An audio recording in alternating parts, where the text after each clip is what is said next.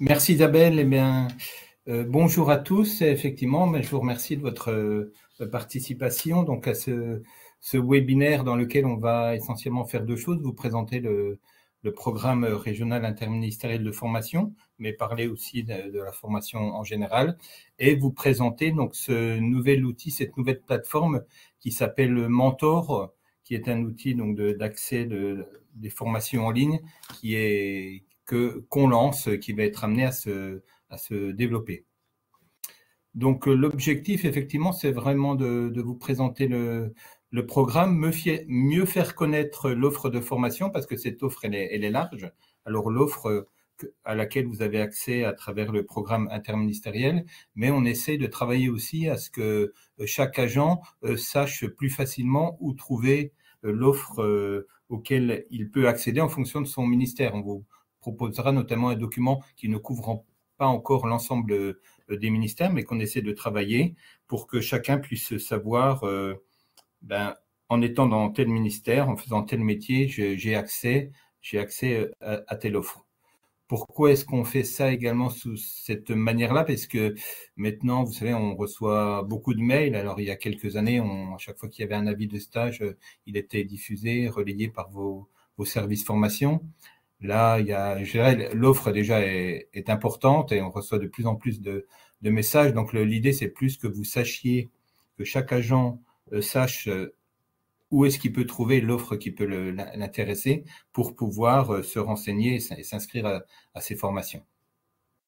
Alors, qu'est-ce que la formation interministérielle? Donc, je dirais que c'est une formation qui est proposée un petit peu en complément de ce qui peut exister dans vos différents ministères, vos différentes institutions. On travaille ce qu'on appelle en subsidiarité, c'est-à-dire on propose en interministériel plutôt des choses qui n'existent pas dans les autres ministères, ou alors qui existent pour un nombre réduit de personnes. Donc, on a intérêt à se regrouper pour proposer une offre pour qu'il y ait un minimum d'agents qui puissent la suivre. Et il y a également des formations pour lesquelles on pense qu'il est intéressant de travailler en interministériel pour partager les pratiques. Je pense notamment aux formations management. Depuis 3-4 années, il y a un programme ambitieux qui s'appelle Culture Manager, de formation de l'ensemble des cadres pour là justement créer une culture commune. Donc qui dit culture commune dit le fait de se former ensemble.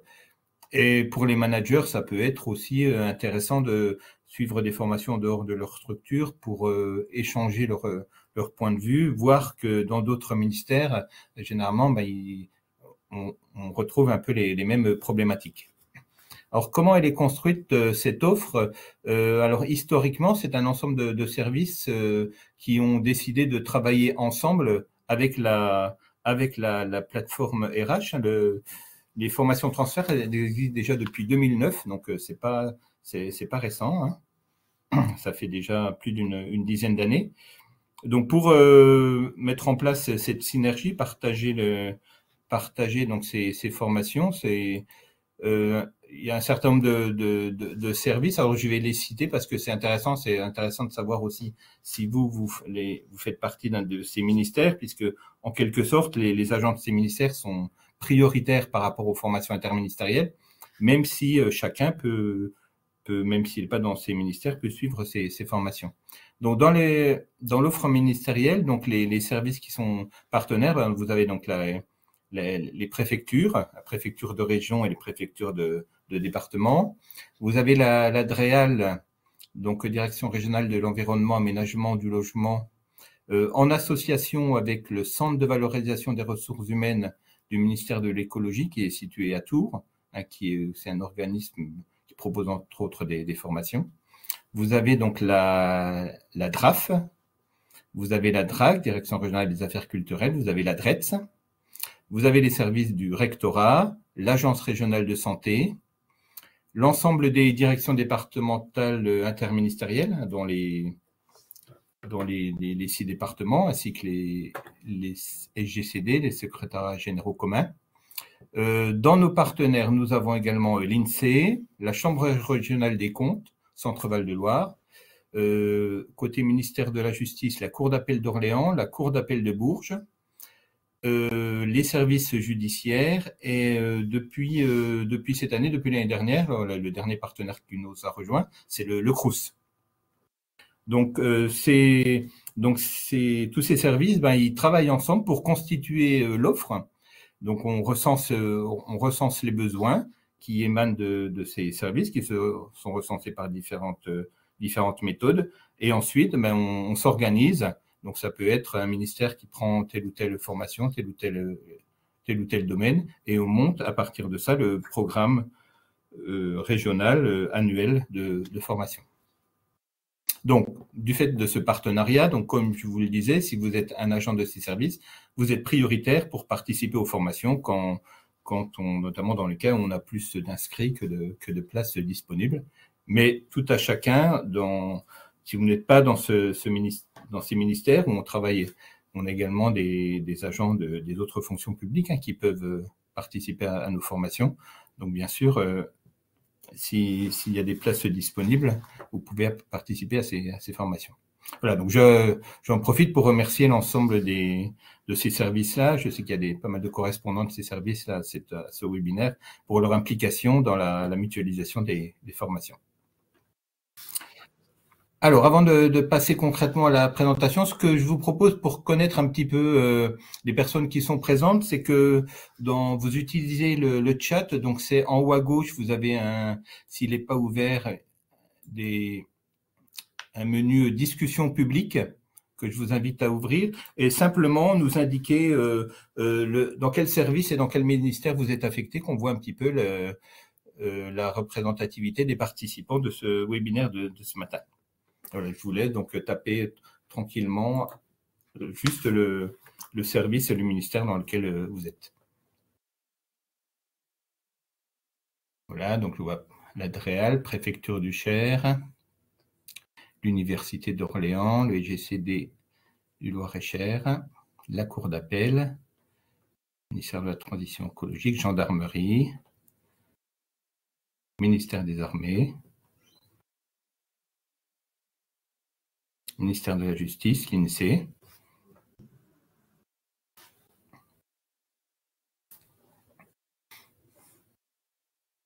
Alors, impossible d'activer le code d'accès par téléphone.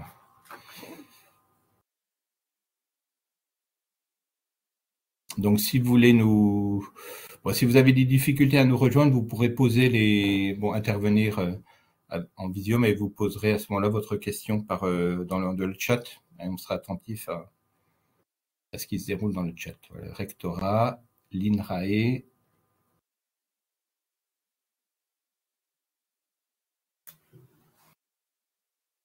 Ministère de l'Agriculture, la dette, c'est très bien. Voilà, on vous remet le numéro de téléphone, le code 58 897. Et donc, une fois que vous êtes connecté avec ce code, donc pour activer votre micro par téléphone, il faut appuyer sur la touche 0.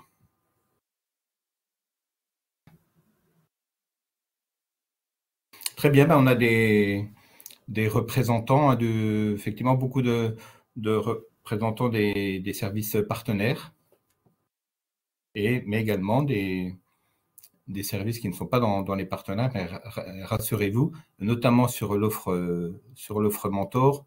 Donc, vous verrez que l'offre mentor, elle est plutôt pour le moment ce qui est proposé. Il y a environ 80 formations, ce sont plutôt des choses qui ont été construites au niveau national, donc qui sont accessibles à tous. Très bien, s'il n'y a pas de questions à ce stade, Isabelle, je te laisse la parole pour la suite et la présentation donc des orientations, notamment de la formation, des orientations régionales. Oui, merci Jean-Christophe. Donc vraiment l'objectif de cette matinée, de ce webinaire, c'est de vous présenter de vous offrir une meilleure lisibilité de l'offre de formation. Donc je vais vous présenter quelques actions phares du PRIF. Et puis également, on va communiquer, comme l'a dit Jean-Christophe, largement sur la plateforme Mentor qui est maintenant également accessible aux agents à distance. avant de vraiment de démarrer, on vous propose également une petite activité sous forme de quiz pour connaître un peu la manière dont vous avez l'habitude de retrouver les informations concernant votre besoin de formation. Donc, il y a Ayat également, que je n'ai pas cité tout à l'heure au démarrage de ce webinaire, qui fait partie de l'équipe de la PFRH et qui va vous publier un sondage.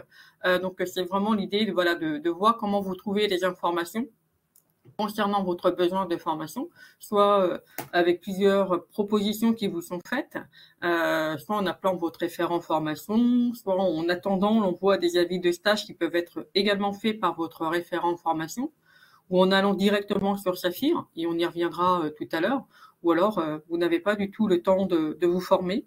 Ayat, est-ce que tu peux publier le sondage? Voilà, vous n'avez plus qu'à répondre. On vous laisse quelques instants pour répondre et puis après, Ayat pourra vous le publier.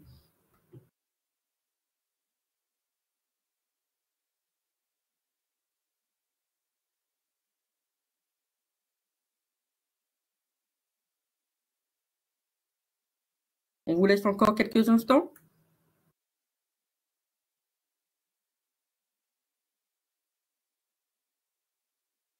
Non, effectivement, on a fait un questionnaire assez simple et on peut pas mettre plusieurs réponses. Donc, j'en déduis que vous utilisez parfois plusieurs modalités. Donc, vous pouvez par contre apporter quelques éléments de précision dans le chat. Ayat, est-ce que tu peux publier le sondage? Et ben voilà, on a le retour. Donc, vous l'avez également dans le chat pour pouvoir voir les différentes réponses. Donc, on voit qu'effectivement, vous avez une majoritairement en allant directement sur Saphir. Effectivement, Saphir est directement accessible sur Internet. Donc, ça permet d'aller chercher soi-même l'information importante concernant son besoin de formation. Et puis, on voit également que vous avez la possibilité d'avoir des avis de stage qui vous sont diffusés par vos référents formation, qui est aussi une autre manière de pouvoir accéder à l'information concernant les offres qui sont proposées. Et puis on voit quand même que quelques-uns appellent directement leur référent formation, qui est effectivement le premier contact que l'on peut actionner pour pouvoir recueillir des informations concernant et être accompagné aussi pour voir les formations qui peuvent convenir au développement de leurs compétences. On a également un deuxième sondage qui devrait arriver. Cette fois-ci, c'est pour vous interroger sur la proximité géographique, savoir si ça constitue pour vous un critère important dans le choix de vos formations.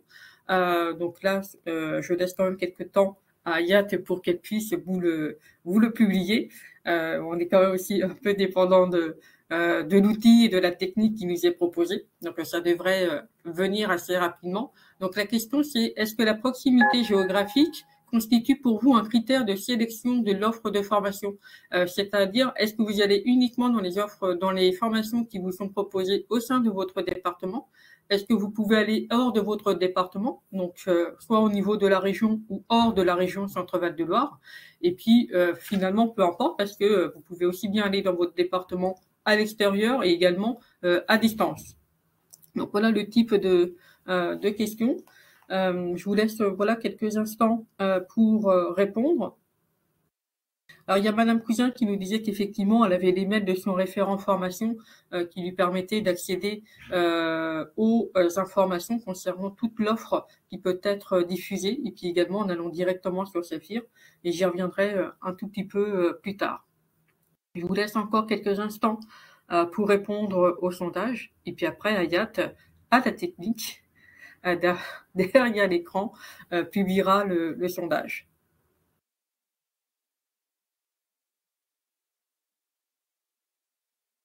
Ayat, est-ce que tu peux publier le sondage? Et ben voilà, merci Ayat. Donc on voit que c'est quand même assez finalement assez partagé.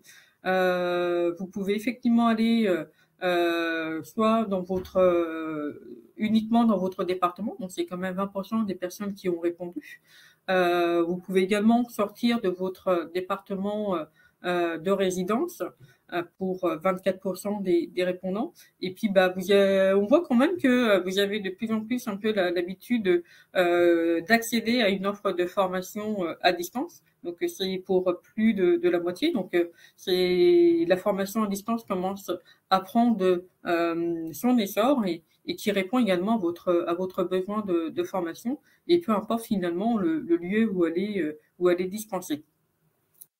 Merci Ayat en tout cas pour la technique. Et puis du coup, on va venir plus en détail sur l'offre de formation interministérielle, du contenu et où vous pouvez la trouver. Je vois que sur le chat, il y a Karine Berthelier de l'ARS qui nous dit que 3 participantes n'arrivent pas à se connecter. Elles sont envoyées vers une autre session. Mais normalement, avec le lien participant, ils peuvent vraiment nous rejoindre. Après, c'est peut-être essayer de se connecter via le téléphone, en tout cas pour une partie de la réponse. Après, techniquement, je vois pas pourquoi elles rejoignent un autre webinaire.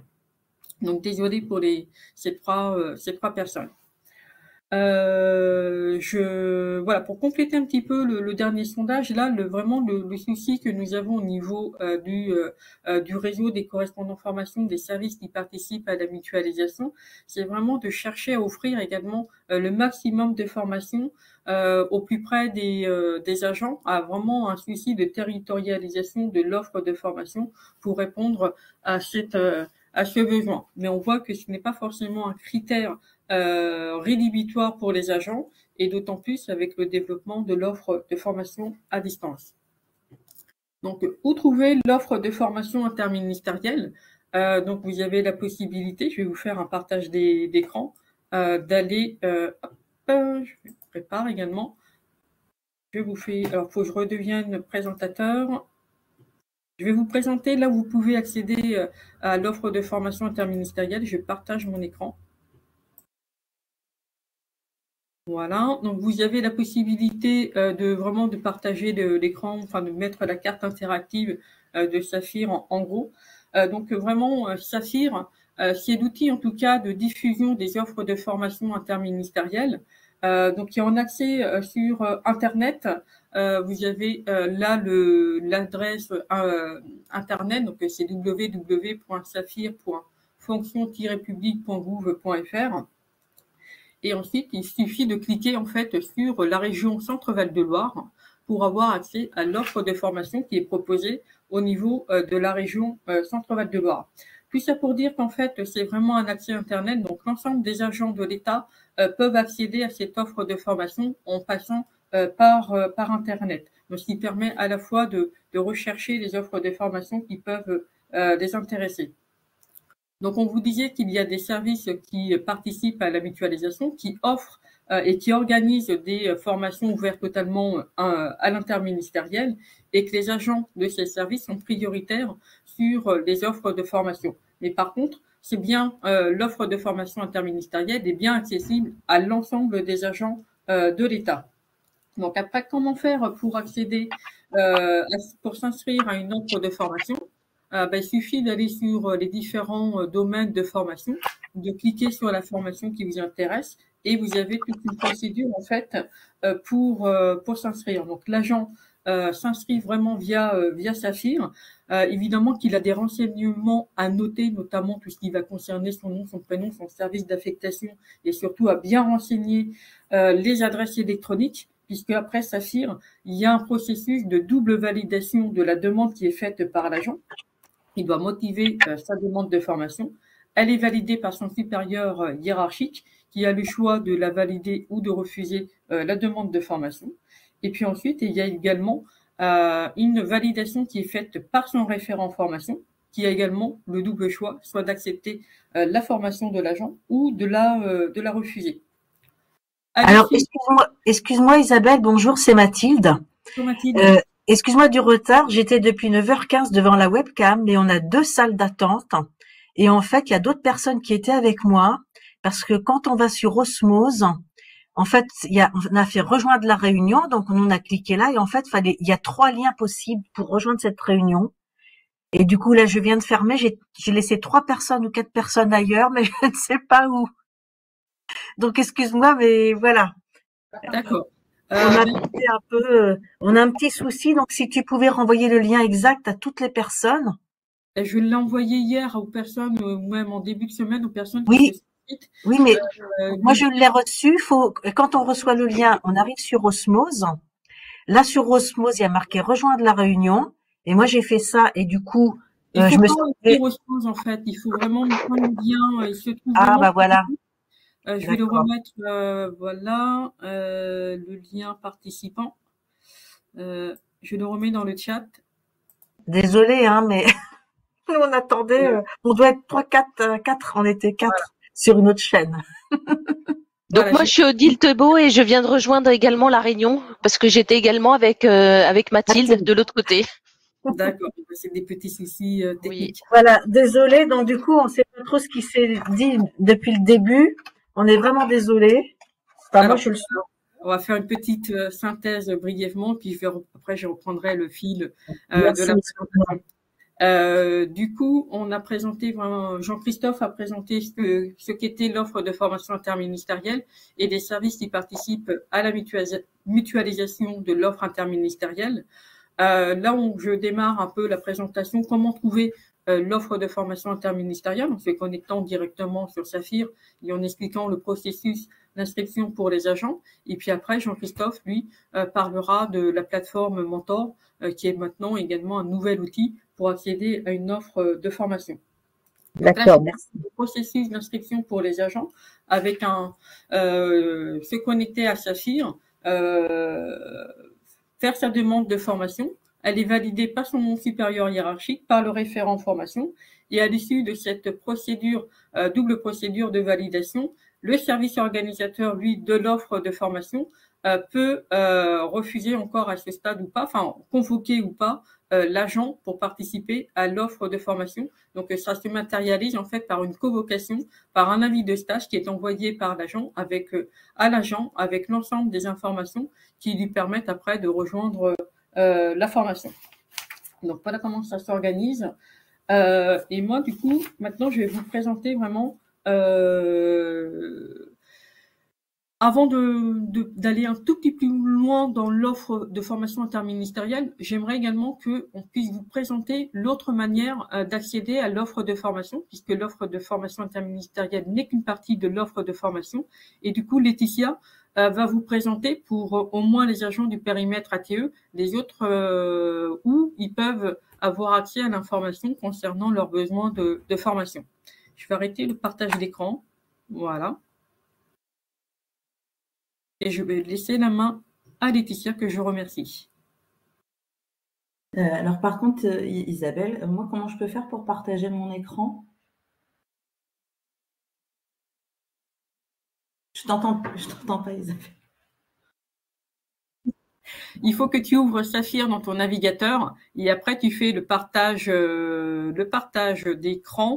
Et normalement, il faut que tu deviennes présentateur pour avoir la possibilité de partager ton écran. Sinon, je vais le faire. On va le faire.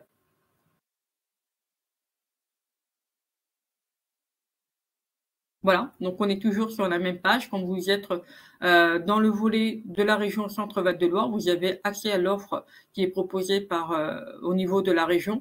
Vous avez le petit menu juste avec les bandeaux qui se trouvent à droite avec l'offre de formation. Et là, je laisse la main à Laetitia. Éventuellement, je peux cliquer sur le tableau, tu me donneras le top départ et je le ferai.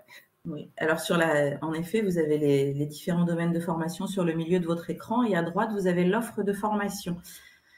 Vas-y, je te laisse cliquer, Isabelle. Et là, ça vous permet d'accéder à un document où selon votre ministère d'appartenance, vous allez retrouver les adresses, des liens pour accéder à l'offre nationale de formation. Donc, il y a différentes pages. Vous voyez, ça, c'est la page d'accueil. Et puis après, quand vous descendez, selon, par exemple, le ministère de la Transition écologique, c'est le premier. Quand vous descendez, vous tombez sur un tableau avec les différentes offres auxquelles vous avez droit. Alors ça parle de Saphir, mais ça renvoie aussi vers des liens nationaux. Et puis vous avez aussi une partie concours et examen professionnel. Alors je pense qu'il y a des liens qui sont actifs, d'autres qui sont peut-être pas actifs. Vous faites copier-coller dans votre navigateur pour accéder à l'offre. Voilà, et ce tableau, vous l'avez pour les différents ministères. Voilà, je déroule un tout petit peu. Vous avez pour le ministère de l'Intérieur, le ministère de l'Agriculture. Voilà, c'est une autre manière de pouvoir accéder à une offre de formation. Merci Laetitia, tu en avais terminé? Oui. Eh bien, super. Il y a des questions éventuelles, mais bon, je pense que le tableau est assez clair normalement. Alors, je vais arrêter le partage d'écran. Et puis, Jean-Christophe vous a mis dans le chat le lien pour pouvoir retrouver le document. En tout cas, il est sur Internet via Saphir, hein, vraiment dans la partie de droite où vous avez l'offre de formation ministérielle. Et là, en cliquant sur retrouver l'offre, vous pouvez avoir le tableau qui s'ouvre. Du coup, je vous propose maintenant de continuer un petit peu sur le contenu de l'offre. Je voulais juste rappeler que le premier contact pour un agent, c'est d'abord son référent formation. Ça doit vraiment avoir ce réflexe-là. Si jamais il a un besoin d'avoir des informations concernant les offres qui sont proposées via Saphir, de pouvoir contacter son référent formation. Éventuellement, si c'est quelque chose de très pratique, il peut contacter le service organisateur qui est toujours mentionné dans Saphir. Et puis en dernier lieu, la PFRH Centre-Val de Loire qui fera peut-être tour de contrôle et d'aiguillage pour diriger vers les bons interlocuteurs. Je vais vous présenter maintenant l'offre de formation. Je vous propose le petit document. Je cherche à pouvoir mettre ce document ensuite dans Saphir, mais il y a des petits problèmes. Il faut d'abord que je règle ou je contourne les difficultés techniques. Donc, on pourra éventuellement envoyer des documents de présentation après le webinaire. Bon, en tout cas, je vais quand même m'assurer que tout le monde puisse y avoir accès. Donc, le programme interministériel de la région Centre-Val de Loire. Alors, attendez, il faut que je puisse... Voilà, diapositive. Voilà. Le prix se présente un peu comme de la même manière que vous accédez à l'information via Saphir. Dans Saphir, vous avez l'offre de formation est classée par domaine et vous en avez 14, plus un domaine qui est spécifiquement réservé pour le ministère de l'Intérieur. Et le prix est présenté de cette manière-là. Donc, on a les volets management, les volets ressources humaines, donc c'est vraiment dédié plutôt pour les acteurs des ressources humaines. Ensuite, vous avez toute une offre pour les parcours individualisés, pour accompagner les agents dans leur parcours professionnel. Vous avez également un onglet qui s'appelle pour accompagner les agents pour préparer les concours et les examens professionnels. L'environnement professionnel, qui est vraiment quelque chose de large et qui a pour but d'apporter des formations qui permettent de mieux entrer comprendre l'environnement dans le professionnel dans lequel évolue l'agent. Ensuite, vous avez toutes les offres de formation qui portent sur l'hygiène, la santé et la sécurité au travail. Donc, on va y trouver des offres relatives aux premiers secours, aux gestes qui sauvent, à toutes les formations sur les incendies. Enfin, voilà, les gestions du stress. Typiquement, c'est dans ce domaine-là que ces offres de formation vont être classées. Donc, il y en a vraiment 14 et ce sont 14 domaines qui sont vraiment communs à l'ensemble des ministères et on appelle également les domaines transverses. Je vais aller un tout petit peu plus loin pour pouvoir quand même vous présenter quelques offres de formation. Je voulais juste me rappeler avant comment nous construisons également le PRIF. en région Centre-Val de Loire. Il y a effectivement, Jean-Christophe vous l'a rappelé en introduction, il y a un recensement des besoins qui est effectué chaque année. Donc c'est via les entretiens d'évaluation professionnelle et de formation que nous pouvons récupérer les informations intéressantes pour construire le plan de formation. Mais le plan de formation doit aussi répondre à des impératifs nationaux, et notamment il y a le schéma directeur de la formation professionnelle tout au long de la vie qui fixe des priorités et qui les a regroupées dans 4 axes. Donc c'est sur ce document-là que s'appuie également le PRIF. Et puis nous avons également des orientations régionales qui ont été définies au niveau de la région Centre-Val de Loire et sur lesquelles le PRIF doit également pouvoir répondre. Donc, je vais vous en citer les 4 orientations régionales, puisque c'est vraiment un souci que nous avons de pouvoir faire que le PRIF réponde à ces orientations régionales. Donc, on a vraiment, la première, c'est vraiment d'accompagner l'évolution qui est en transformation.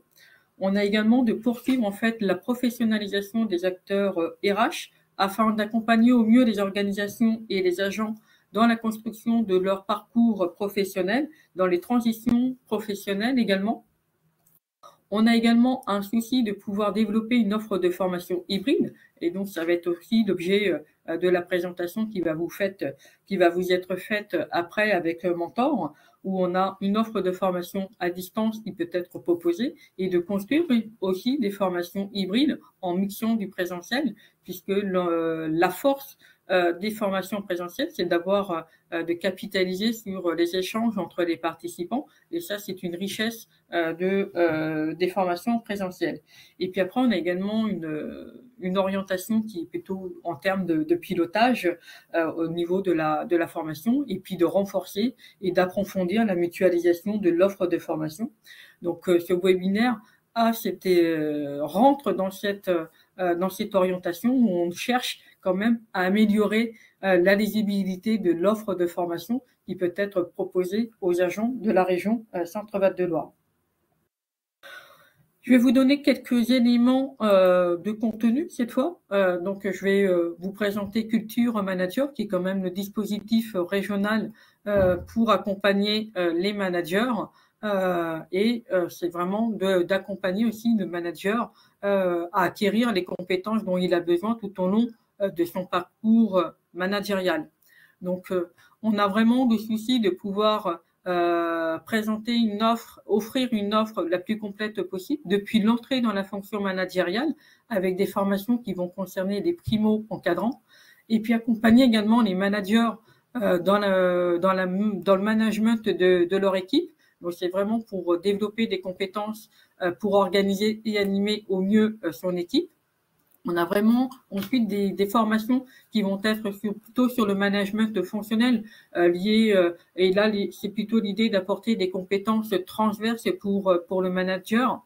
Et puis aussi maintenant il y a comment accompagner le manager dans son rôle de RH de proximité, au contact direct avec les agents, à la fois dans un souci d'accroître l'attractivité de son service, et puis pour accompagner les collaborateurs.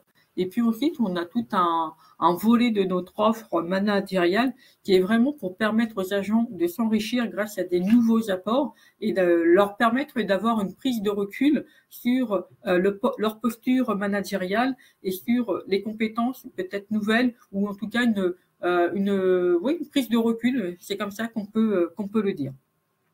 Donc, je vais vous donner un peu plus de détails. Vous voyez qu'on a essayé quand même de pouvoir proposer des dates de formation. Donc, on a vraiment des formations sur l'entrée dans la fonction managériale qui vont permettre aux managers d'acquérir les fondamentaux pour l'exercice de leur fonction managériale, avec 2 sessions de formation qui sont prévues au cours de cette année. Donc, une au cours du 2e et du 3e trimestre. Et puis après, une seconde session qui démarrera plutôt à l'automne et qui se terminera au mois de novembre. Ensuite, on a vraiment toute une offre assez complète pour permettre aux managers de manager au mieux son équipe et d'acquérir, de développer des compétences pour organiser et animer son équipe. avec des formations qui vont porter sur le télétravail, comment organiser le télétravail au sein de son équipe, des formations qui vont nous permettre de conduire des réunions à la fois en présentiel et en distanciel. On a également des formations qui vont porter sur l'entretien d'évaluation professionnelle, puisque c'est un acte managérial très fort. Et puis après, des formations qui vont plutôt être sur comment je gère éventuellement les conflits dans mon équipe, ou surtout prévenir les conflits avant qu'ils n'éclatent dans leur équipe. Et puis après, des formations pour accompagner également tout ce qui porte sur la transition numérique, puisque ça a également des impacts en termes managériels. Ensuite, on a des formations vraiment pour développer des compétences pour gérer le service et puis son rôle de manager, avec des formations qui vont porter sur la conduite de projet, sur piloter le changement, puisque le changement, les réformes, les transformations de l'État on est en perpétuel changement. Donc c'est aussi pouvoir outiller et apporter des éléments pour accompagner les managers et conduire les transformations de l'État. Tout ce qui va porter également sur l'innovation et la créativité, donc on peut y mettre tout ce qui porte sur les outils collaboratifs et d'introduire ces outils-là pour manager et faciliter aussi le travail dans son équipe. Il y a également tout ce qui porte sur le management et l'agilité. Là, ça rejoint pour accompagner les transformations de l'État. Ensuite, il y a également des formations qui portent sur les leviers RH du manager. Donc là, c'est plutôt l'idée d'accroître l'attractivité de son service avec les leviers RH, puisque maintenant le manager est très souvent en premier poste pour pouvoir recruter des nouveaux collaborateurs et accompagner également les collaborateurs dans leur parcours professionnel. Donc, on a vraiment des formations sur construire et mener des entretiens de recrutement, sur les processus et les enjeux du recrutement, et surtout savoir rechercher les candidats et constituer une CVTech pour pouvoir recruter des agents sur des postes qui seraient vacants dans son service. Et puis après, on a des formations qui vont vraiment du recrutement à l'intégration des collaborateurs, puisque c'est également quelque chose d'important de bien accompagner les nouveaux agents quand ils arrivent en service.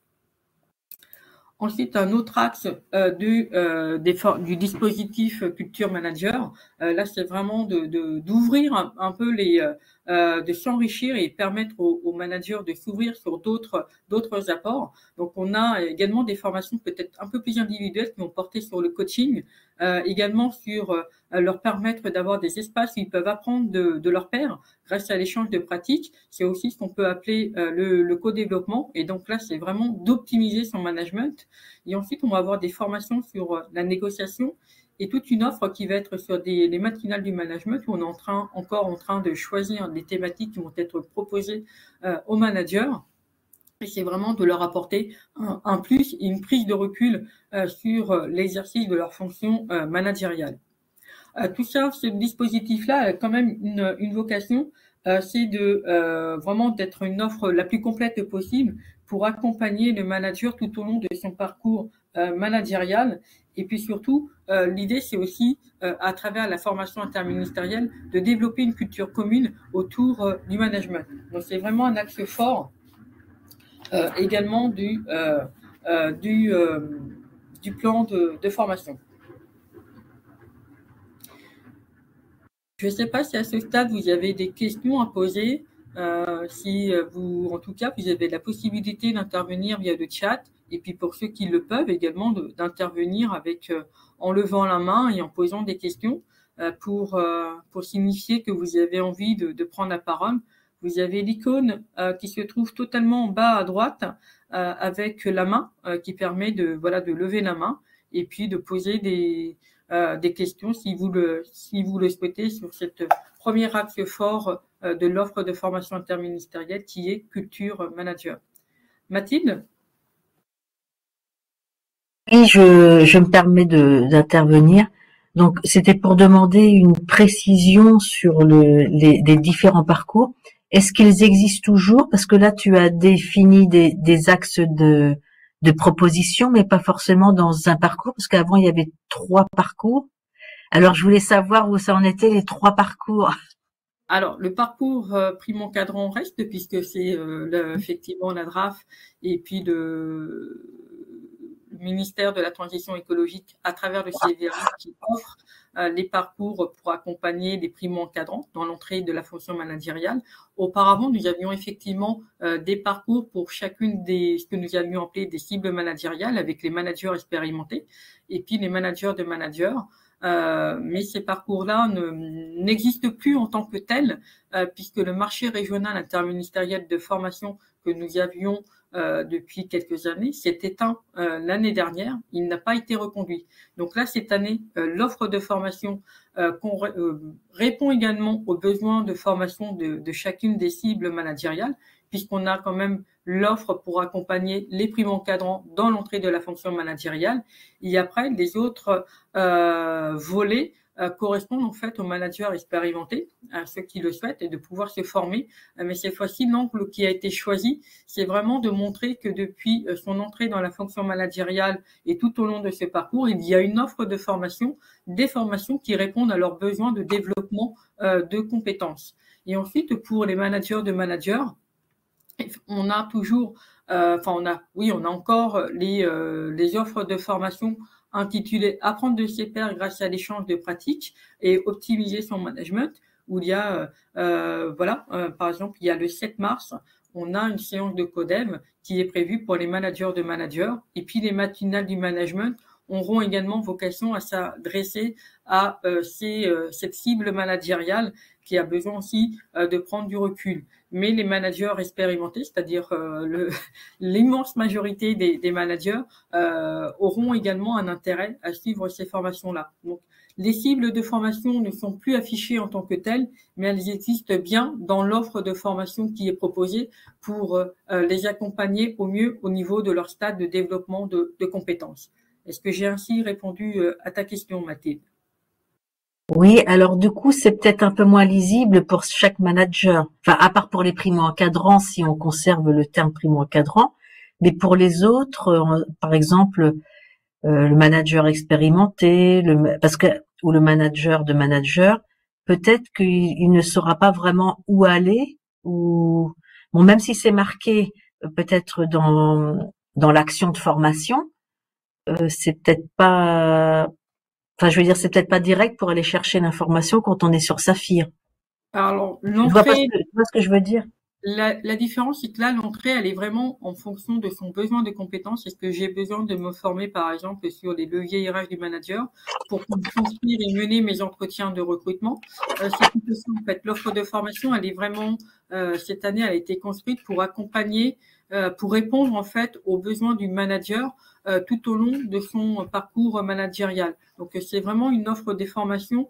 La clé d'entrée, c'est le besoin de compétences du manager lui-même. Sur quoi j'ai besoin d'être formé, et il aura une réponse. En tout cas, on lui propose le maximum de formation pour répondre à son besoin de compétences. Alors, du coup, les deux publics pourront être mélangés, c'est-à-dire manager de manager et manager expérimenté, par exemple.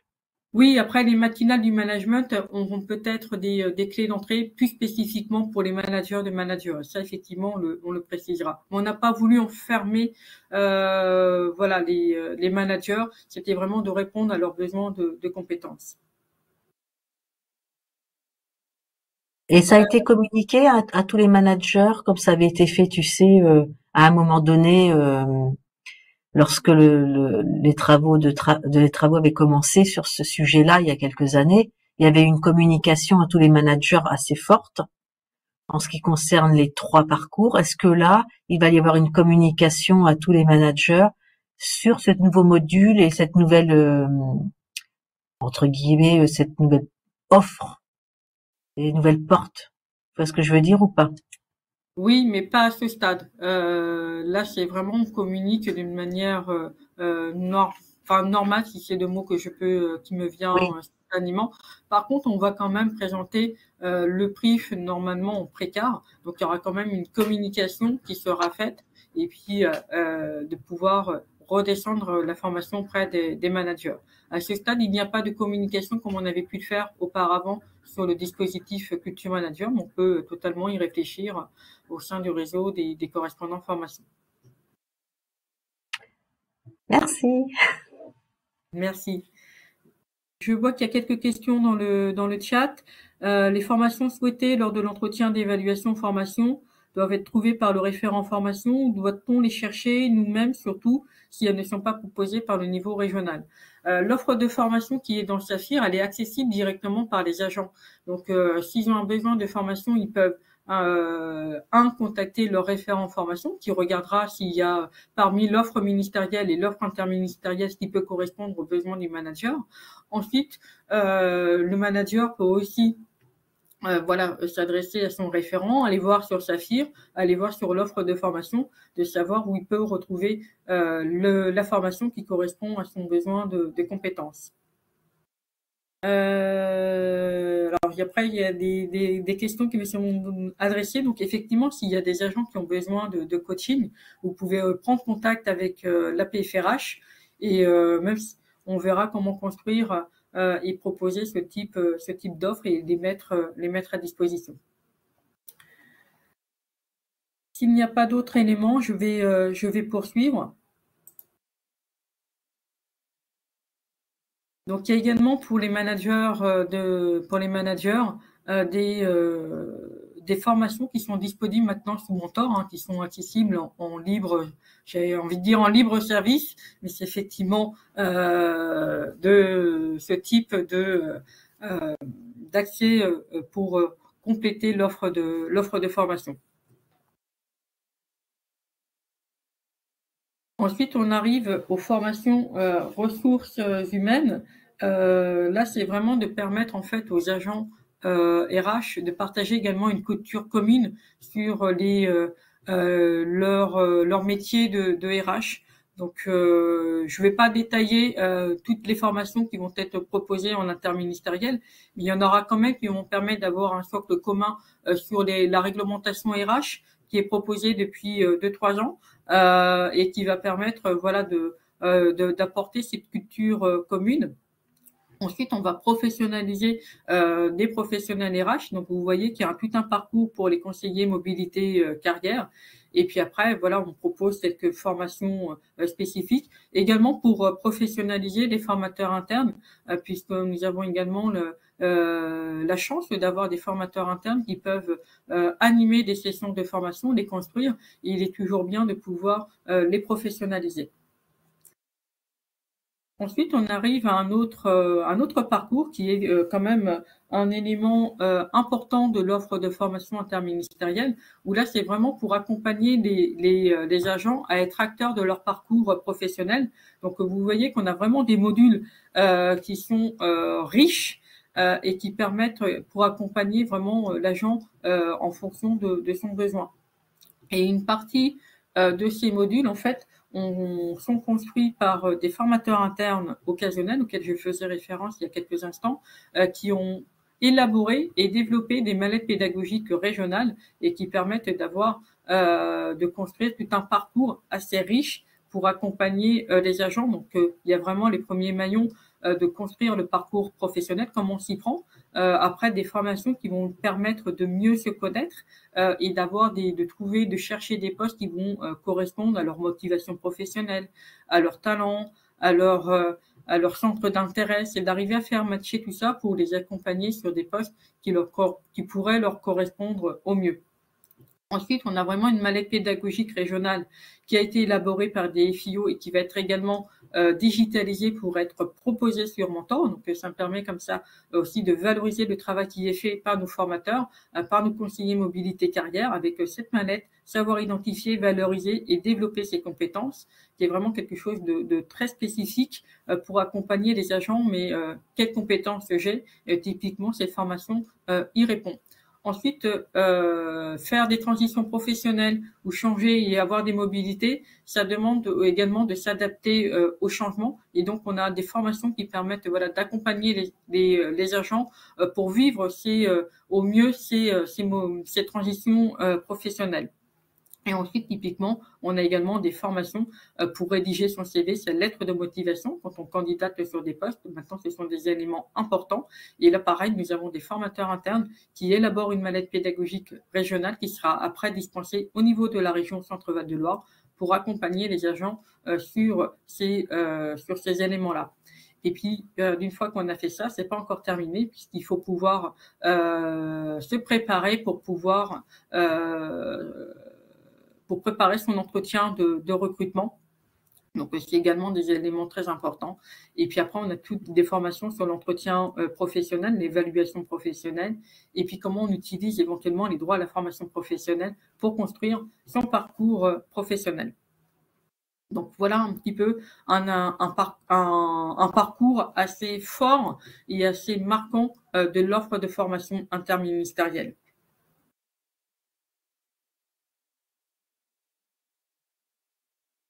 Ensuite, j'avais envie voilà, il y a l'autre élément important, c'est également tout ce qui porte sur la préparation au concours et examen professionnel, où là, c'est vraiment une offre qui est complémentaire à celle qui peut être faite par les ministères, par vos ministères.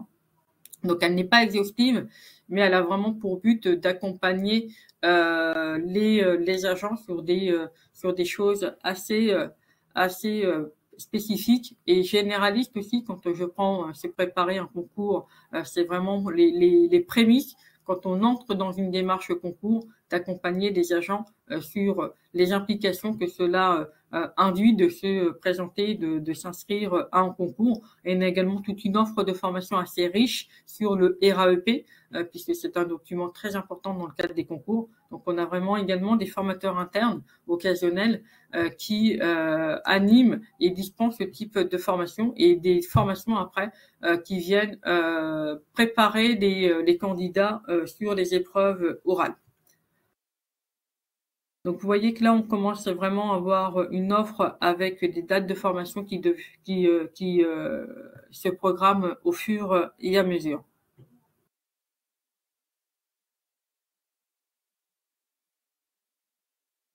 Nous avons également une offre sur l'hygiène, la santé et la sécurité au travail, avec une offre là qui est très territorialisée pour notamment tout ce qui va porter sur l'incendie, la manipulation des extincteurs, les formations au premier secours, les gestes qui sauvent, avec notamment des formateurs internes de l'ADREAL, ce qui nous permet aussi de territorialiser ce type d'offre au plus près des agents et d'aller dans les territoires pour dispenser ce type de formation.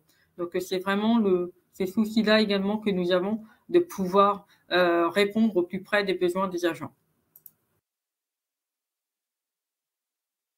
Ensuite, il y a ce nouveau parcours en fait qu'on va proposer et qui est co-construit avec la plateforme régionale des achats qui est au niveau de la préfecture de région.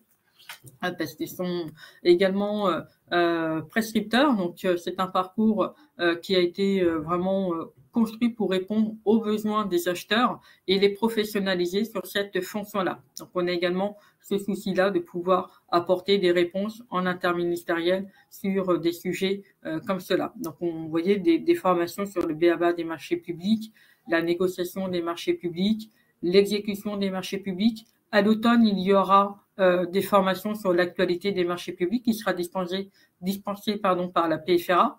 Et puis après, des formations sur les applicatifs, notamment Place et Apache, pour répondre aux besoins des agents. Ensuite, on a également une offre qui est complémentaire à celle de vos ministères, qui porte sur l'application Chorus, avec une offre de formation qui permet de mailler l'ensemble des besoins des personnes qui travaillent avec cette application Chorus, donc avec des formations plutôt de type initiation, et puis après des formations un peu plus poussées qui vont porter sur les restitutions qui peuvent être proposées par Chorus.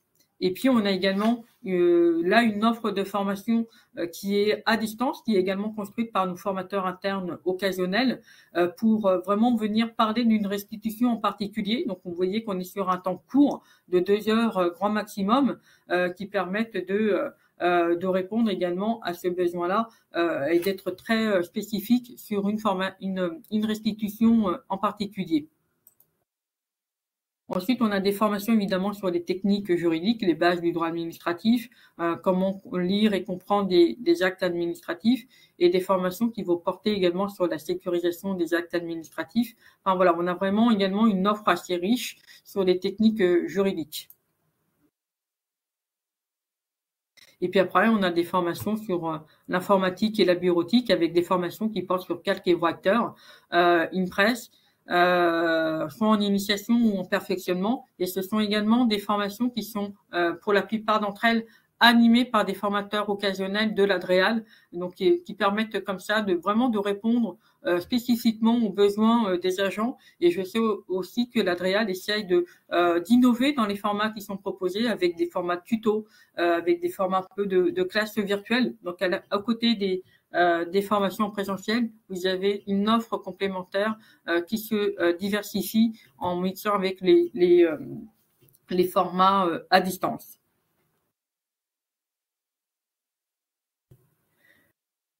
J'en ai fini sur la présentation du contenu de l'offre interministérielle. À ce stade, si vous avez des questions, vous pouvez lever la main, poser des questions ou intervenir avec le chat.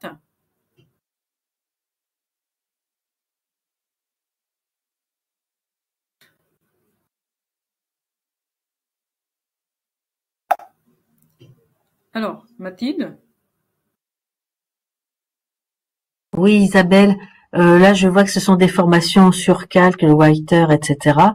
Est-ce que dans l'avenir, parce que j'ai entendu dire, enfin nous on est repassé à Word, Excel, etc. Et je sais que plusieurs administrations repassent à Word et Excel. Est-ce qu'il y aura à l'avenir des formations sur Word et Excel par exemple? Ça dépendra du recensement des besoins. Si on voit qu'effectivement il y a des administrations qui repassent sur la suite Microsoft, à ce moment-là, il faudra pouvoir enrichir l'offre et de pouvoir proposer des formations sur effectivement Word et Excel pour accompagner le développement des compétences des agents. En tout cas, pour cette année, on reste sur la suite libre et gratuite, et puis on verra pour enrichir au fur et à mesure l'offre avec Word et Excel. Merci. Alors ce document, faut que je contourne un peu la difficulté sur Saphir pour pouvoir vous le proposer et permettre surtout à l'ensemble des agents d'avoir une idée de ce qui sera proposé tout au long de l'année, avec des dates qui seront proposées au fur et à mesure, un petit peu au fil de l'eau, puisque ça se construit quand même tout au long de l'année. Donc en tout cas, pour ceux qui sont connectés, on vous l'enverra et puis on essaiera de le mettre sur Saphir. Moi, j'en ai fini de la présentation du contenu de l'offre interministérielle.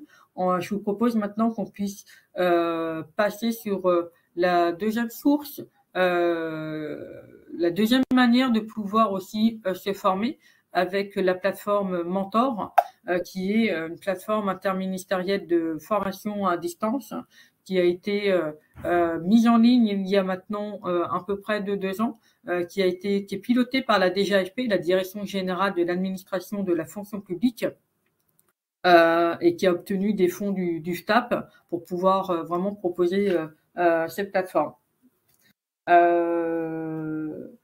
Juste avant de démarrer, on a prévu également un petit quiz pour pouvoir vous demander quelques éléments. Alors, je vois que Isabelle, il y a une dernière question, là, je vois, sur les formations des membres des CSA. Donc, oui. Oui, les formations des membres des CSA. Nous, le parti pris que nous avons pris au niveau de la PFRH, c'est que ce sont d'abord des formations qui doivent être dispensées par les administrations employeurs. Et donc là, en fait, l'offre interministérielle ne viendra vraiment qu'en subsidiarité et en complément une fois que vos ministères auront aussi proposé ce type d'offre. Donc que ça sera vraiment en toute fin d'année ou en début d'année prochaine qu'en interministériel, on proposera ce type d'offre. En tout cas, pour ce qui concerne les formations sur les RPS, on en propose quand même régulièrement là dans le cadre du PRIF. Alors, je vois qu'il commence à y avoir quelques questions sur Mentor. Effectivement, Mentor, c'est voilà, piloté par la DGAFP et ils ont une logique en fait, pour que les agents puissent avoir accès à l'offre Mentor, leur ministère doit être partenaire de Mentor. Donc, il doit signer une convention avec la DGAFP pour s'engager éventuellement à s'engager à proposer des offres de formation et puis comme ça de venir enrichir l'offre de formation interministérielle à distance. Mais je vais aussi laisser Jean-Christophe vous expliquer ces différents éléments. Hayat, est-ce que tu peux éventuellement mettre le petit quiz? Voilà. Alors, donc là, la question, c'était de savoir si vous avez déjà tout simplement suivi une offre de formation à distance.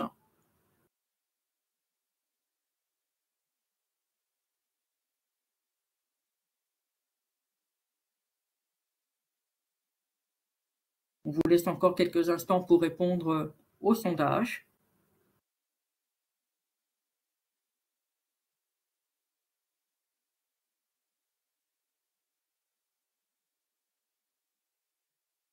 Hayat, est-ce que tu peux publier le résultat du sondage?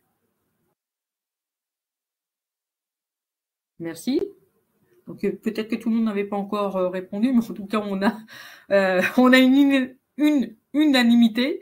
Vous avez déjà suivi des formations à distance. Et ensuite, une autre question, mais là je vais laisser quand même un tout petit peu de temps à Hayat pour préparer le sondage et le publier. C'est de savoir en fait quel type de format vous avez suivi, puisque la formation à distance peut regrouper différents formats. Il te manque quelques éléments. Donc en fait, en réponse A, ça va être la classe virtuelle. En réponse B, c'est en capsules qui sont totalement auto-formatives, donc totalement à distance et sur voilà. Et ben voilà, merci Hayat. Et puis en réponse C, en format hybride, c'est-à-dire avec un mix de formation en présentiel et puis également à distance. Il y a quelques personnes qui doivent nous quitter. Merci à vous de vous être connectés. Vous pouvez retrouver l'ensemble des informations via Saphir et puis on vous enverra également les documents de présentation par mail. Je vous laisse encore quelques instants pour que vraiment l'ensemble des personnes puissent se connecter, répondre au petit quiz.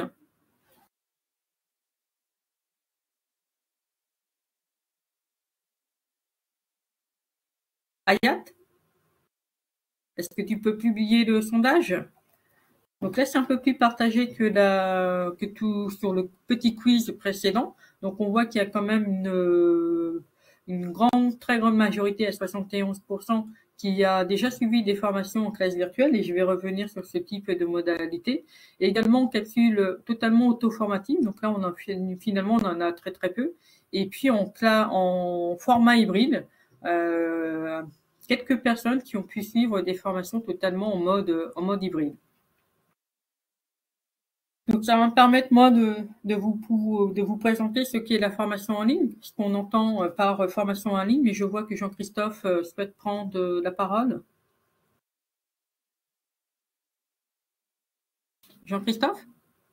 Non, c'était tout à l'heure, Isabelle. Ah eh ben, baisser ma main.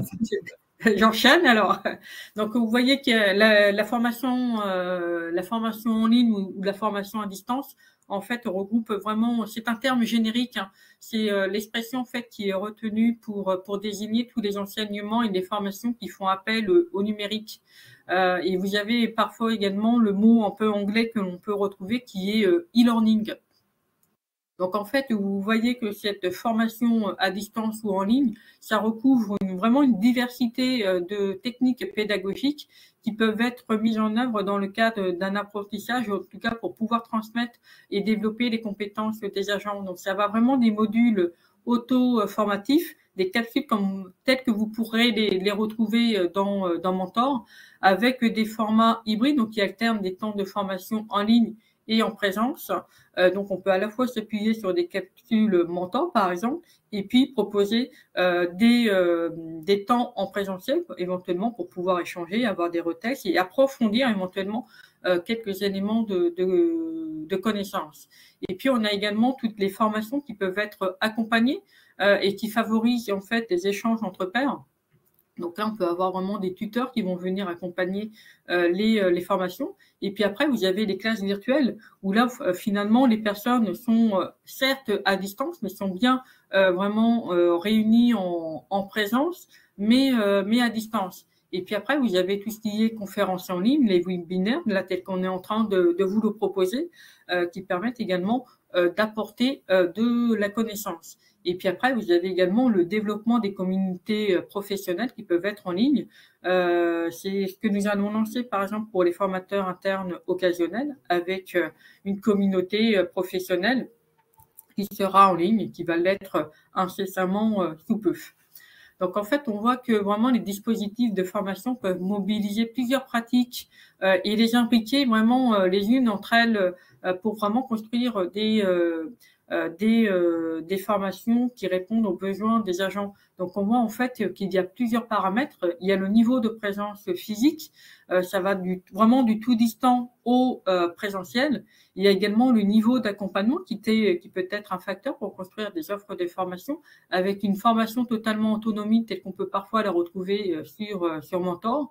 Et puis, la formation dite accompagnée avec un formateur, des facilitateurs, des tuteurs, des mentors. Voilà, on peut accompagner également des agents. Et puis après, c'est en fonction du niveau d'activité sociale qui peut être proposé. C'est soit la formation totalement solo, les capsules auto-formatives sur Mentor, et puis également des formations avec des groupes, tels qu'on peut le proposer dans des groupes de stagiaires un peu classiques, ou les communautés de développement de compétences, telles que cela va être lancé, par exemple, pour les formateurs internes occasionnels. Donc voilà, la formation en ligne, c'est vraiment quelque chose qui est un terme générique, mais qui regroupe plusieurs modalités différentes qui peuvent être combinées les unes entre elles. Et maintenant, je donne la parole à Jean-Christophe pour vraiment rentrer dans le détail de la plateforme Mentor. Merci Isabelle. Donc, écoutez, on va commencer par répondre. Il y a pas mal de questions sur qui peut s'inscrire et qui a droit à Mentor. Donc, je vais déjà vous présenter une petite vidéo de présentation de Mentor qui a été fait par Mentor. Alors, si pour ceux qui n'ont pas, parce que je vais partager l'écran et j'ai vu que ça ne fonctionnait pas pour tout le monde, je vous mets l'adresse dans le chat. Si vous voulez aller voir donc sur le site de Mentor où cette vidéo est disponible. Donc, je fais devenir présentateur. Je partage mon écran.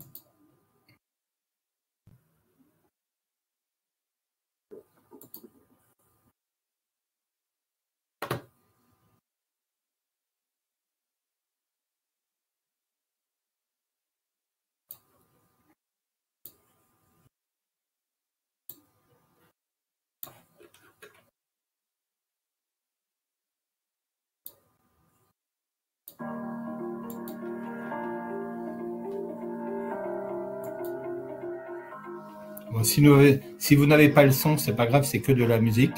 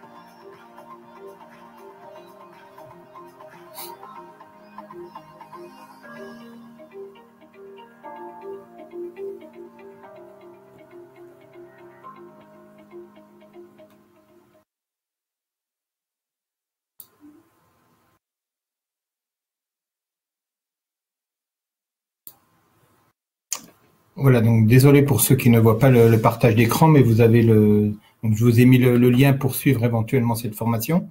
Et donc pour cette vidéo, pardon.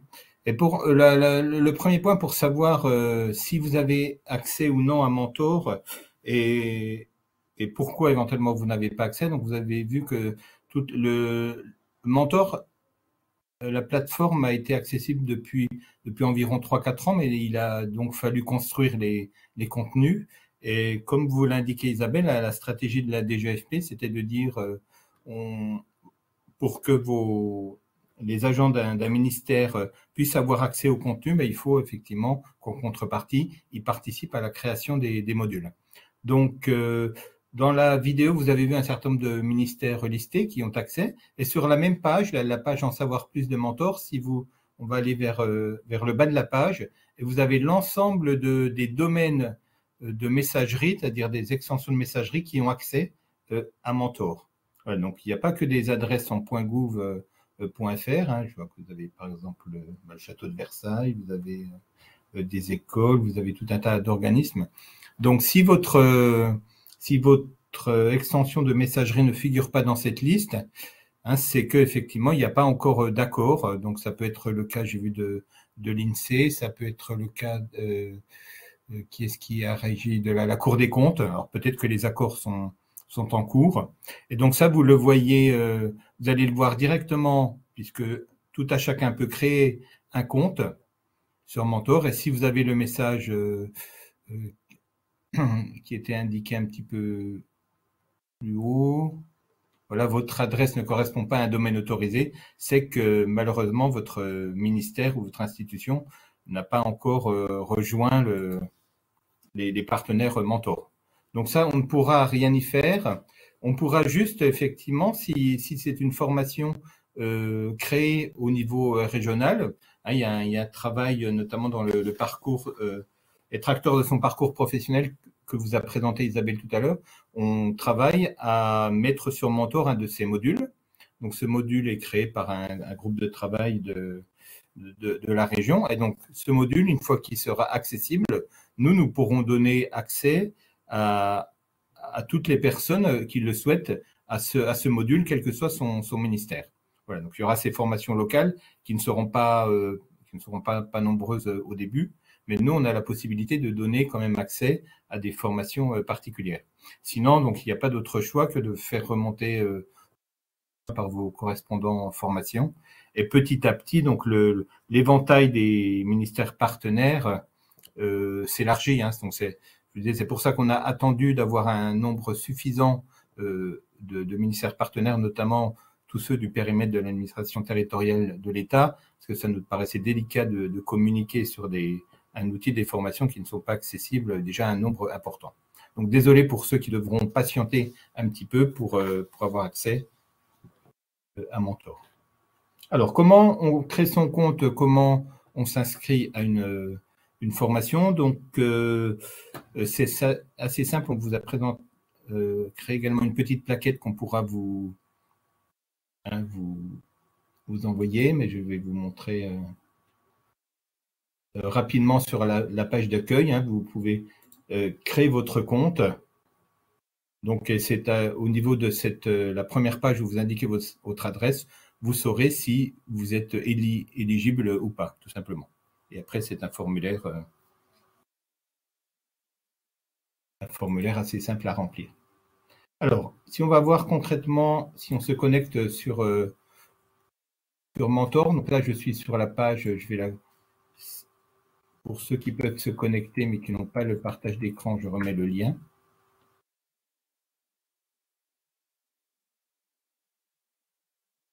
Donc, comment est-ce qu'on s'inscrit ensuite à une session? Mais donc, c'est instantané dès que votre inscription est validée, donc par un lien dès que vous avez validé l'adresse email, vous avez accès aux formations donc qui sont accessibles au niveau national par tous les agents des ministères autorisés.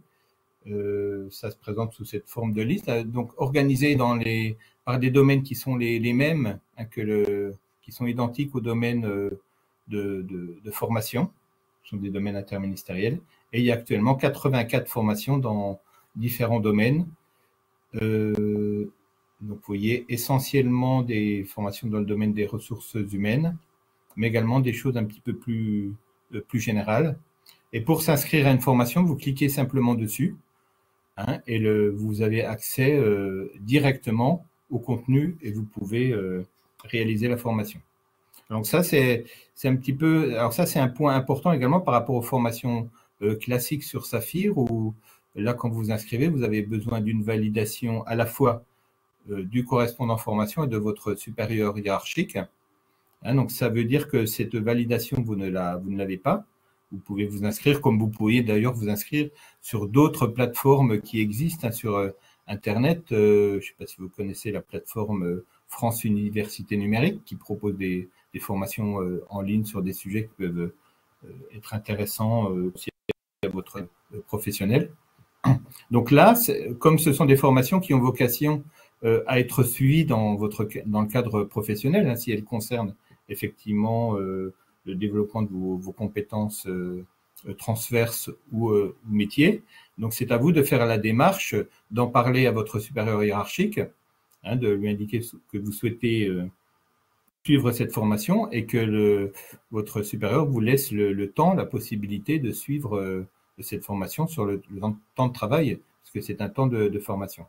Donc, tout ce mécanisme un petit peu nouveau, nous, on va aussi sensibiliser l'encadrement à ce processus, hein, pour que la formation, ça ne soit pas effectivement le fait qu'on mette en place des formations autonomes à distance, ça ne veut pas dire que c'est à suivre sur votre temps personnel, en dehors de votre temps de travail.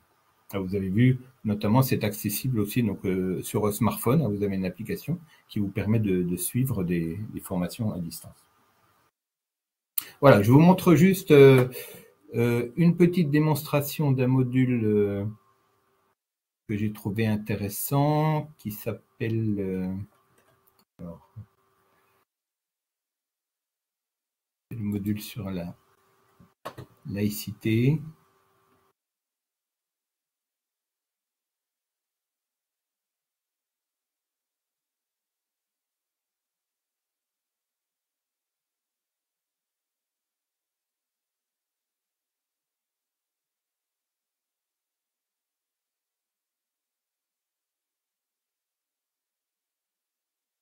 C'est un peu long. Jean-Christophe, tu peux utiliser la fonction de recherche et mettre laïcité. Et voilà, je l'ai trouvé là. Ben voilà. Donc, pour vous indiquer que l'outil est assez puissant et permet à la fois de créer des modules avec des présentations, avec de la vidéo, avec des quiz. Moi, j'avais particulièrement apprécié là, cette formation sur la laïcité, alors, qui en passant est une formation obligatoire, hein, en tout cas qui est une des orientations, hein, du plan national de formation de la DGFP, qui invite tous les fonctionnaires à se former à cette partie-là. Voilà, vous avez par exemple dans ce module, petite étude de cas, qui est présentée sous forme de scénario. Je ne sais pas si le son va fonctionner. Est-ce que vous entendez le son là? Est-il légal d'avoir toutes ces crèches ici? Le conseil départemental est censé être neutre, me semble-t-il. Mais non, voyez-vous, nous les agents, nous devons être neutres, mais le bâtiment n'est pas concerné. Et puis, les crèches, c'est une tradition nationale. La France doit défendre ses valeurs chrétiennes. Qu'est-ce que tu en penses de toutes ces crèches? Je ne crois pas que ce soit très laïque de les installer ici. Cela me paraît bizarre aussi. Puis, vu la réponse de l'agent, je crois qu'il faut écrire une réclamation. Es-tu sûr que la neutralité ne concerne que les agents? Est-ce bien normal qu'une crèche soit installée dans un bâtiment public? Je ne suis pas sûre. Bah si, c'est la tradition. Je crois qu'il n'était pas à l'aise tout à l'heure. Je préfère demander à notre responsable pour savoir comment répondre la prochaine fois.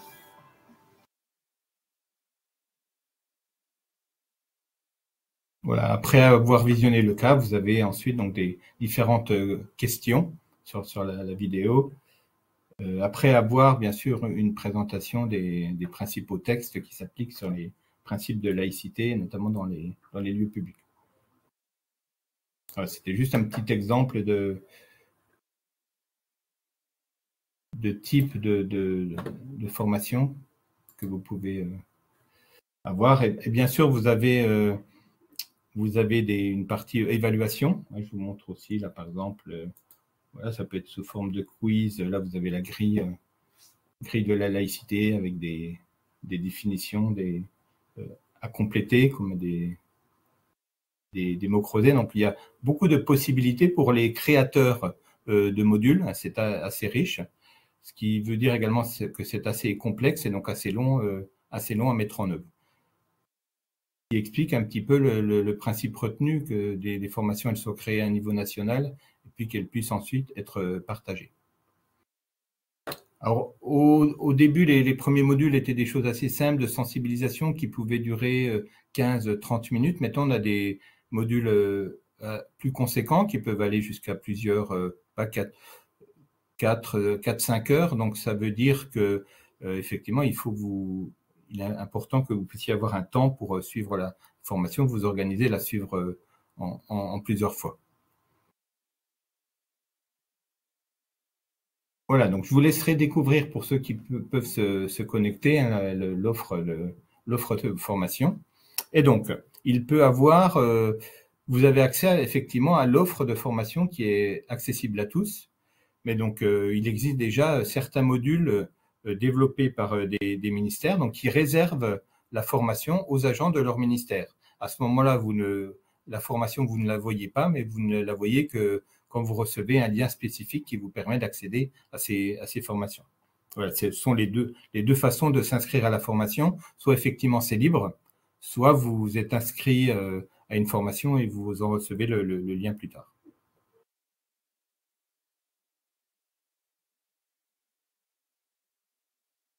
Voilà, donc je vais supprimer mon partage. Désolé pour ceux qui ont des problèmes de son. Donc, pour avoir une petite idée de ce que c'est que Mentor, donc vous avez la vidéo de présentation et après, vous vous inscrivez simplement pour découvrir l'offre.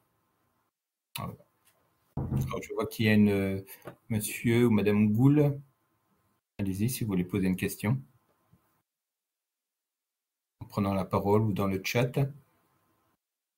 Activez votre micro, votre caméra.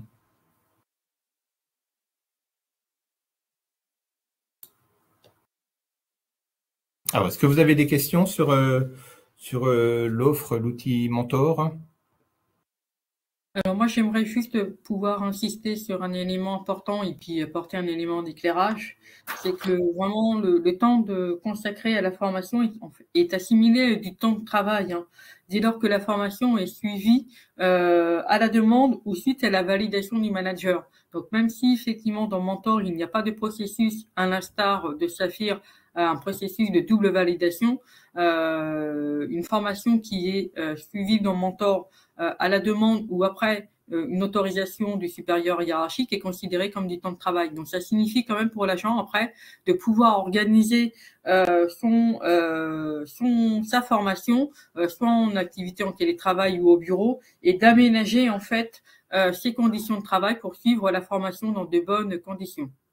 Moi, je voulais vraiment insister sur cet élément-là. Et le deuxième éclairage que je voulais apporter, c'est qu'au niveau de la région Centre-Val de Loire, nous avons été retenus en fait dans le cadre d'un appel à projet Mentor pour digitaliser des offres de formation. Et dans le cadre de notre parcours, être acteur de son parcours professionnel, nous avons une formation qui a été qui a candidaté pour être retenue pour et enrichir l'offre de Mentor. Et donc, au cours de cette année, mais peut-être plus sûrement à la fin de cette année, nous avons la formation savoir identifier et valoriser ses compétences, qui sera une formation qui sera également digitalisée et disponible sous Mentor. Je voulais en profiter pour remercier les formateurs internes qui travaillent sur cette digitalisation de la manette pédagogique régionale. Et j'en ai fini, moi, pour les quelques éléments de rappel, et je vois que M. Pachot a levé la main. Madame. Madame Pachot. Madame Pachot, vous avez une question? Oui, j'ai suivi par l'intermédiaire de Mentor la formation sur la laïcité. Bon, actuellement, je suis à la préfecture de Loir-et-Cher, mais en télétravail pour raison de santé. Et je peux vous dire que bon, la formation est très complète, mais ça me semble difficile de suivre ça sur des horaires de bureau. Hein. Personnellement, je l'ai fait en soirée chez moi tranquillement, parce que ça demande de la concentration. Il y a des textes à lire, des questions assez complexes à répondre. Ça me paraît difficile de faire ça en répondant au téléphone et en étant au bureau, quoi. D'accord, bien merci pour votre retour. Alors, je sais qu'à la préfecture du Loiret, par exemple, il y a une salle où effectivement qui est dédiée, où les agents peuvent être un peu plus tranquilles pour suivre des modules de formation à distance. Donc les jours de télétravail, ça peut être aussi une possibilité. Alors, je vois que Patrick Cobel, donc comment se font les inscriptions pour les sections spécifiques Saphir? Alors, nous n'avons, à ma connaissance, on ne propose pas pour le moment de sessions qui ne seraient pas ouvertes, de formation sur Mentor qui ne seraient pas ouvertes à tout le monde. Mais j'imagine qu'il y aurait une inscription sur Saphir et après on enverrait aux participants le lien. Isabelle, je ne sais pas si tu peux compléter. Oui, alors si effectivement on a le cas, on a une formation qui est pour à destination des managers pour mener les opérations de recrutement, où nous avons une capsule disponible dans Mentor. Et on a décidé en fait d'offrir une formation hybride, donc il s'appuie à la fois sur la capsule qui est disponible dans Mentor et puis une formation en présentiel pour venir compléter et enrichir la capsule et aller plus loin. Et pour les agents dont les ministères, dont leur ministère n'est pas encore partenaire de Mentor, combien même ils sont inscrits sur une formation interministérielle, si elle fait appel à une capsule, à ce moment-là, on peut ouvrir des droits pour pouvoir suivre la capsule, quand bien même leur ministère n'est pas partenaire de Mentor. En tout cas, il y aura après la possibilité pour la PFRH de faire ce type de manipulation. On ne peut pas forcément le faire pour tous, mais uniquement lorsqu'une formation interministérielle s'appuie sur Mentor. Voilà un des cas où on peut éventuellement ouvrir un peu plus largement la plateforme Mentor si les ministères ne sont pas partenaires. Je vois des questions sur les attestations de formation.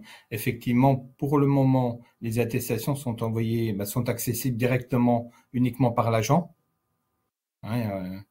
Donc, ça veut dire que l'agent doit vous transmettre cette attestation, notamment au correspondant formation, s'il le souhaite.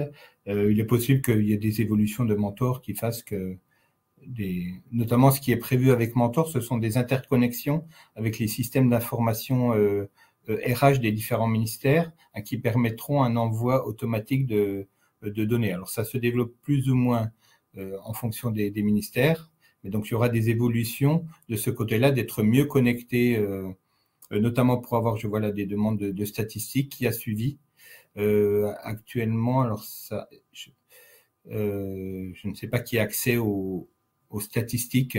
Est-ce que Isabelle, tu peux répondre à la question? Oui, c'est le service organisateur en fait de la capsule dans Mentor qui a ce type de données en tant qu'administrateur de la capsule. Voilà, donc c'est à ce niveau-là. On voit que Mentor n'est pas un outil de gestion de la formation, c'est vraiment une plateforme d'hébergement des formations et ne permet pas de faire de la gestion administrative et en tout cas du suivi administratif des formations. Donc là, typiquement, il faut sans doute demander au service qui a déposé la capsule dans Mentor de pouvoir faire ce type d'extraction et d'avoir ce retour d'information.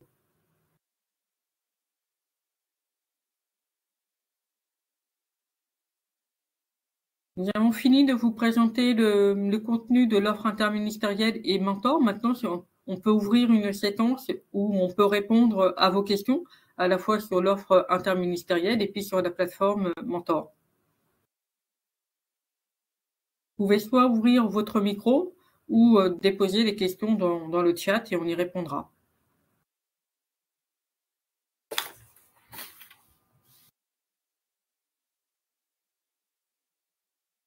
sachant qu'on a déjà répondu à pas mal de questions. Voilà, merci à ceux qui ont des impératifs et qui nous quittent. Merci d'avoir participé.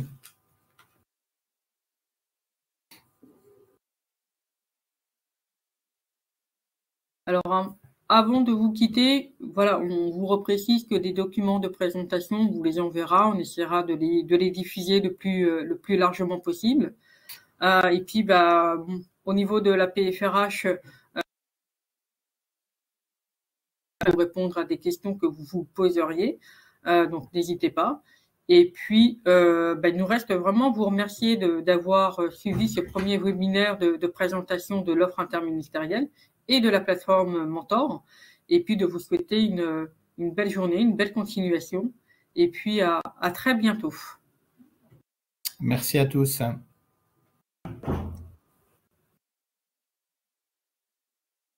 Merci, au revoir.